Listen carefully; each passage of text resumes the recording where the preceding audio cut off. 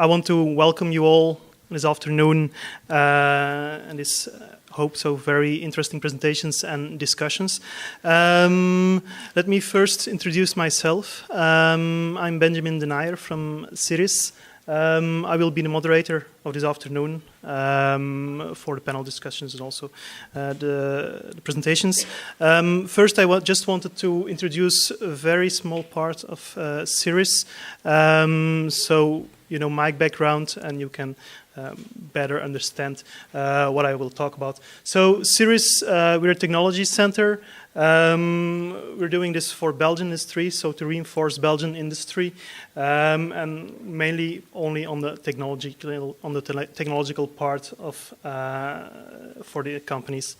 So what do? We help companies to implement new technologies. We do this from the point of view of the companies, to reinforce them, to make them stronger, to keep productions to be competitive to their competitors. So we do this mainly for Belgian companies. And how do we do this? Well, we have quite a big amount of experts in-house. We have like 130 experts in-house who will help all the companies to use these new technologies, give them advice, help them to introduce them at our place. We're situated in 7 different places in Belgium. It's always very near to companies with a lot of high-tech infrastructure. Now, last years we have been doing quite a lot of exercises to be able to help companies to transform to a company who will sustain for more than 10 years because there's a lot of pressure on companies today in industry. So we were looking how can we help from a technological point of view these companies to make a transformation of to a factory of the future. So that's why we started the program Made Different together with Agoria here in Belgium. And so we did a lot of questions. We went to companies, we organized workshops, we went to one-on-one discussions with companies. We even did contests with children to draw their factory of the future.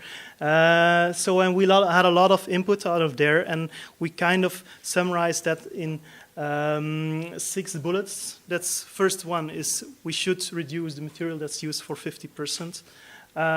Energy consumption should be also less than 50% of today. Knowledge, yeah, of course we need knowledge to be ready for the future. Flexibility should improve inside companies, and we should create more added value, twice as much added value as we do today, and also the time to market should decrease. So it's a factor 2, but decrease a factor 2. So we defined 7 transformations. I'm not going to detail to all of them because that would be too much for today. But they're like introducing world-class technologies, create simultaneous development, digital factory, human-centered production, networked factory, eco-production, and also smart production.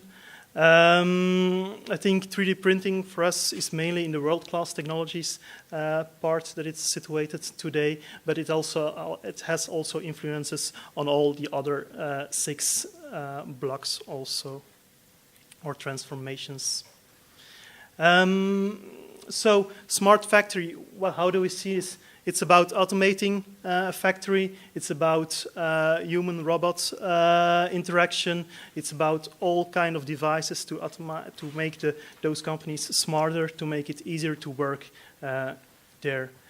Precision manufacturing is also very important, where we see that everything is getting smaller and more compact, and there are a lot of challenges how to do this, and therefore we need technology.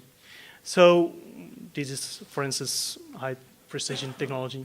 Now, how do we do this with Sirius? We make sure that the infrastructure and the technology is available for those companies. They can come to us and use the technology and learn how to introduce them together with us in their company. So it's for fast testing, of new technologies without large investment. They can come to us. They have assistance and training, and we do trial projects, cases mainly, together with them. Now, let's come to 3D printing, how this is involved. 3D printing is one of those technologies that we see as one of the high-tech technologies that should be part of the transformation towards the factory of the future. And therefore, we have quite some experience. We're now about 24 years busy with additive manufacturing. We started up together with Materialise in the same year. We're more on the research fields, while Materialise is more working on development of cases and will be introduced later, I suppose so, by Karel van Steenbergen. So we're about 22 engineers helping companies to do this. We have quite some installed base of research infrastructure to help those companies, and it's more about the broadness of the technology that we're working on. So comparing technologies to have a good advice for the companies. It's not always clicking. Okay. No, what we did last year, so we were working on the technology, but what we did, we started this like 2 or 3 years ago, is looking to the value chain of 3D printing. And then you see a lot of different blocks in there. You have the process, very central.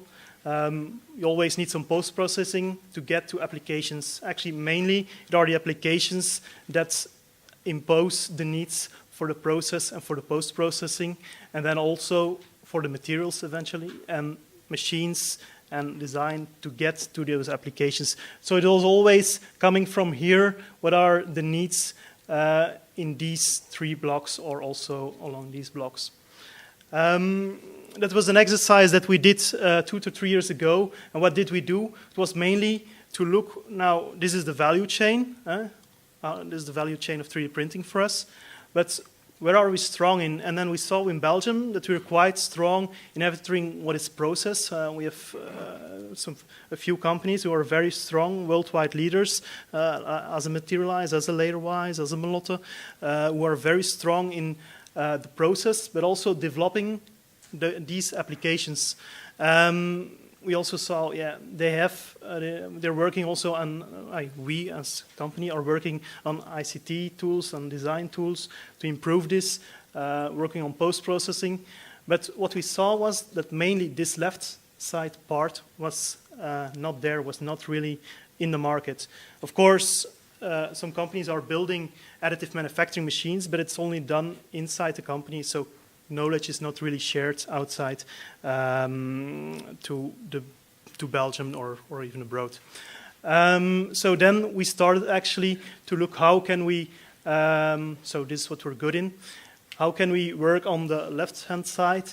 And we started to define some research programs. First one was a SimStream program where we're developing now materials together with industry, in universities, bringing them all together in large research programs. Next one is design for additive manufacturing. That's going with companies who know already how to use the technology, going to developments, R&D departments of companies to learn how you should design for additive manufacturing. And then the last one, that's what's starting up today, is a new strategic research center on machine development for additive manufacturing or for 3D printing. So that's what's starting up today. So this will bring for us, hopefully that in a few years we have access to also those 3 parts at the left side. Now, because you have a value chain doesn't mean that you should do all of this inside. We look to an ecosystem where all those blocks are available, and if they're inside Belgium or outside Belgium, important is that you have access to those blocks and that you can have influence to develop those and create better applications and more applications from the point of view of the technology. So that's a little bit an introduction how we're working on the research level and in 3D printing in Belgium. But of course, you can do this. This is more technological approach to this value chain or to this ecosystem. But to do so, you also need a lot of regulatory issues, and those are the things that we want to discuss today here. There are some things we're already living, and let's discuss about this today.